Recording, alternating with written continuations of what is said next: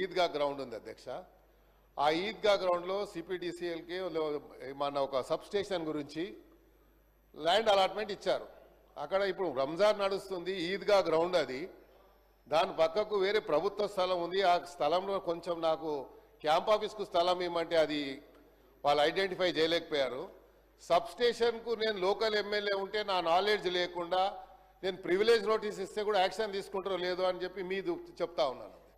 ఎందుకంటే privilege motion ఇచ్చేటువంటి నాకు నా హక్కు ఉంది కాబట్టి, నా ఫండమెంటల్ రైట్ కాబట్టి నేను చెప్పొచ్చు. కానీ నా ప్రమేయం లేకుండా, నా యొక్క ప్రెజెన్స్ లేకుండా అక్కడ ఫౌండేషన్ వేశారు. నేను పోయి నా రెగ్యులర్ స్టైల్లో పలగొట్టాను పోయి. ఎందుకంటే ఇక నాకు వేరే ఆప్షన్ లేదు కదా సార్. ఆప్షన్ ఉన్నప్పుడు అంటే వేరే తీరు చెప్పొచ్చు. సో మరి మంత్రి గారు ఉన్నారు కాబట్టి, భట్టి గారు ఉన్నారు కన్సర్న్ మినిస్టర్ కాబట్టి వారి నోటీస్ తీసుకొస్తున్నారు అధ్యక్ష. ఇక తర్వాత చెప్తా ఉండు రాజుబాయి